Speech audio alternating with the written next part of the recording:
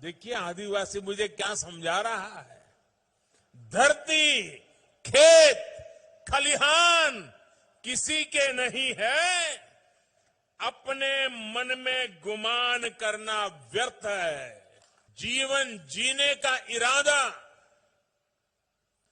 जीवन जीने के हेतु बखूबी प्रस्तुत करता है। आपने अपने नृत्य के द्वारा, अपने गीत के द्वारा आज प्रस्तुत किया, शरीर 4 दिनों का है, अंत में मिट्टी में मिल जाएगा। खाना पीना खूब किया, भगवान का नाम भुलाया। देखिए ये आदिवासी हमें क्या कह रहे हैं जी। सचमुच में वे शिक्षित है कि हमें भी सीखना बाकी है।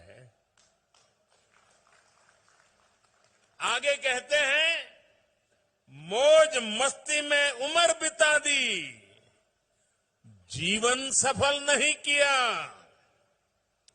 अपने जीवन में लड़ाई झगड़ा खूब किया, घर में उत्पाद भी खूब किया। जब अंत समय आया तो मन में पछताना व्यर्थ है। धरती, खेत, खलियान किसी के नहीं है। देखिए आदिवासी मुझे क्या समझा रहा है।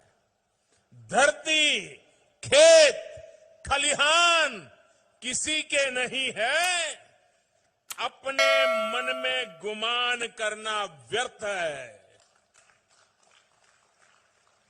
ये धन दौलत कोई काम के नहीं है, इसे यहीं छोड़ के जाना है।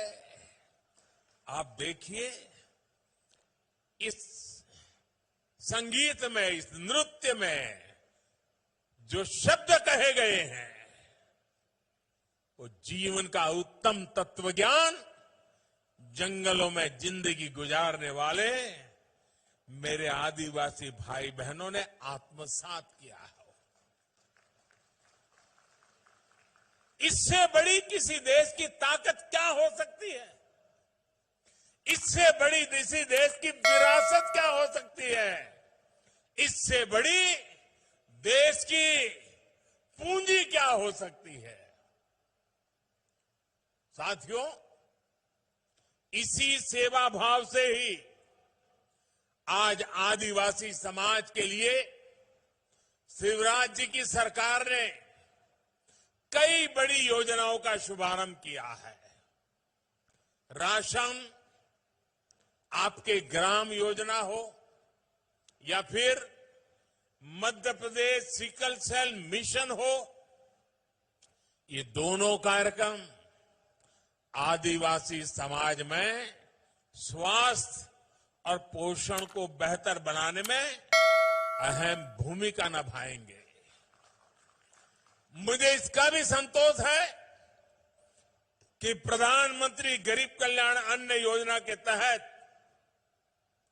मुफ्त राशन मिलने से कोरोना काल में गरीब आदिवासी परिवारों को इतनी बड़ी मदद मिली। अब जब गांव में आपके घर के पास सस्ता राशन पहुंचेगा तो आपका समय भी बचेगा और अतिरिक्त खर्च से भी मुक्ति मिलेगी। आयुष्मान भारत योजना से पहले ही अनेक बीमारियों का मुफ्त इलाज आदिवासी समाज को मिल रहा है, देश के गरीबों को मिल रहा है। मुझे खुशी है कि मध्य प्रदेश में जनजातीय परिवारों में तेजी से मुफ्त टीकाकरण भी हो रहा है।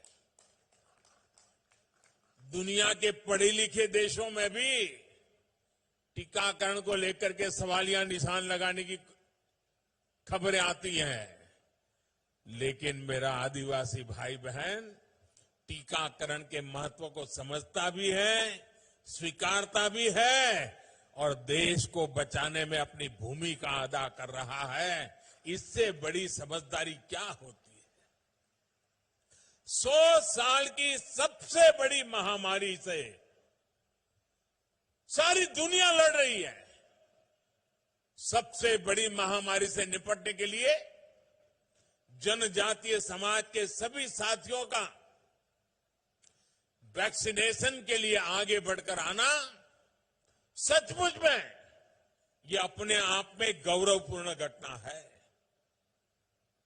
पढ़े लिखे शहरों में रहने वाले लोगों ने मेरे इन आदिवासी भाइयों से बहुत कुछ सीखने जैसा है।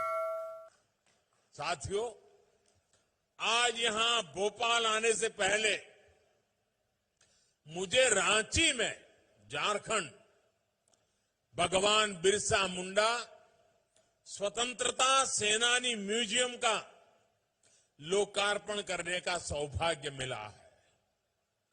आजादी की लड़ाई में जनजातीय नायक नायिकाओं की वीर गाथाओं को देश के सामने लाना, उसे नई पीढ़ी से परिचित कराना हमारा कर्तव्य है। गुलामी के कालखंड में विदेशी शासन के खिलाफ खासी गारो आंदोलन, मिजो आंदोलन, कोल आंदोलन समेत कई संग्राम हुए। गौंड महारानी वीर दुर्गावती का शौर्य हो या फिर रानी कमलापति का बलिदान, देश इन्हें भूल नहीं सकता।